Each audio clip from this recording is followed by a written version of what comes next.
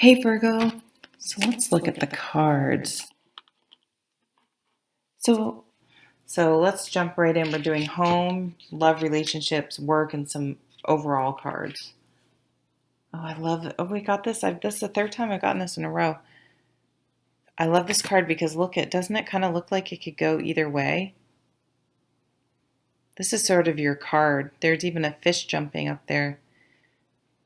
Overflowing with emotion, an outpouring of good vibes. Good vibes in the home. Nice. I'm using the Wildwood Tarot and the Crystal Visions. I've trimmed both of these decks too. Ooh, the Eight of Wands. Fast moving. Think of the stampede of horses, right? Fast moving. Passion, motivation. Abrupt changes. Not your most favorite thing, but I think it's going to be fast moving, passionate changes in love is going to come into your house. And so for those of you who have been single, that's really exciting. Or you may have this new burst of energy. Something in the home is going to come in and infuse a lot of happiness into the home. And there may be some things changing in the home, comings or goings.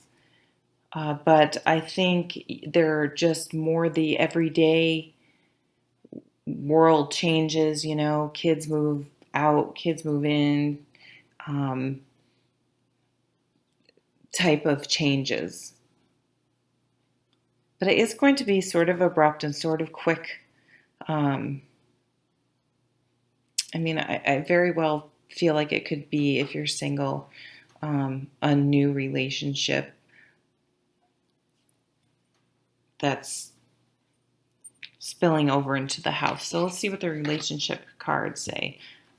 Queen of Cups. I shuffle these. These all came up for, I think, Capricorn. Those two, the ace and this one. Testing the waters, getting her feet wet, not afraid to put her emotions out there, trusting with her emotions.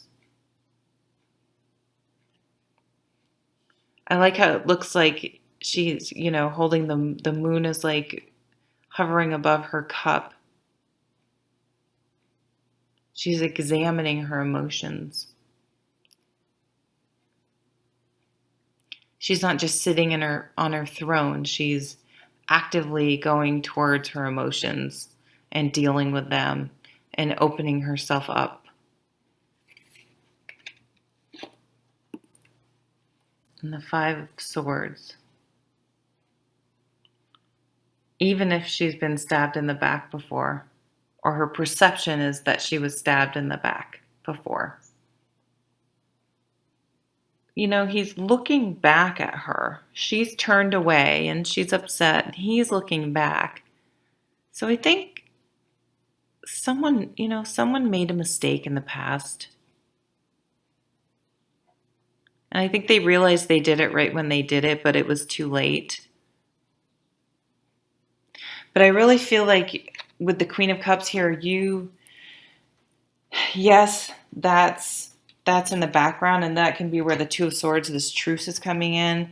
It's like you're just making a thoughtful decision to truce, to let it go, and you're testing the waters again. Let's look at work, justice,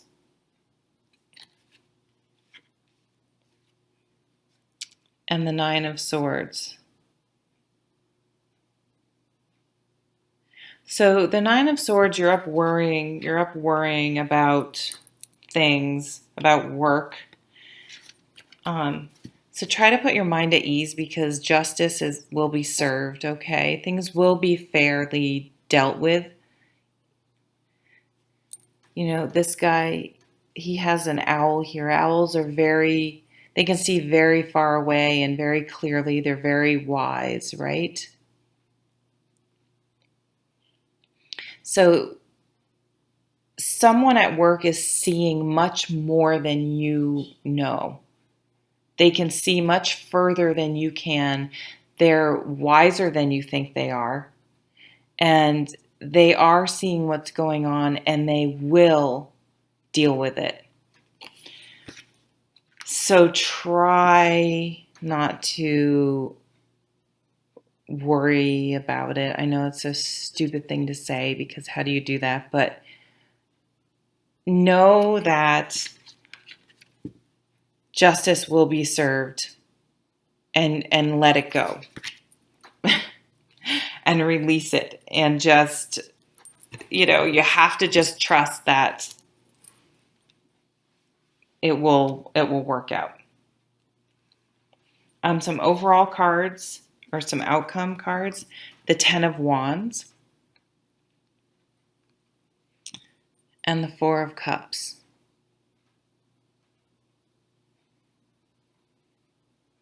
So, I see her here. I see her in the 5. She has her eyes closed. In the 9, she has her eyes closed. And in the 4, she has, look at this big, beautiful cup in front of her. But she has her eyes closed. She's out of the water. So, and you just sort of feeling overburdened.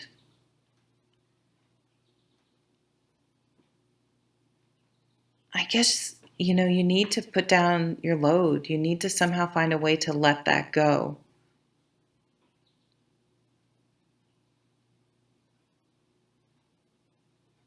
Eckhart Tolle's book, A New Earth, he tells a story about, I think it's 2 monks, and they're walking along a road, and there's a big muddy puddle, and I guess they're not supposed to do this. They're supposed to just sort of keep to themselves, but there was this woman there, and one of the monks picked her up and carried her across the muddy whatever, and whatever, put her down, and went on.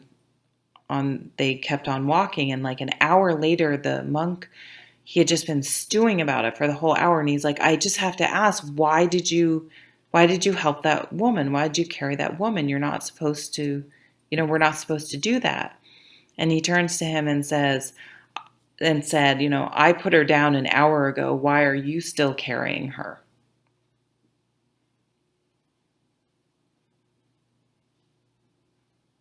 So make sure you really have to carry the baggage you're carrying. And if you don't have to, try putting it down.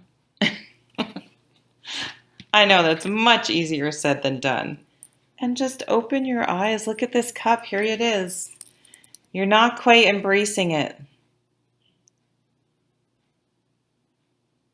But it's here.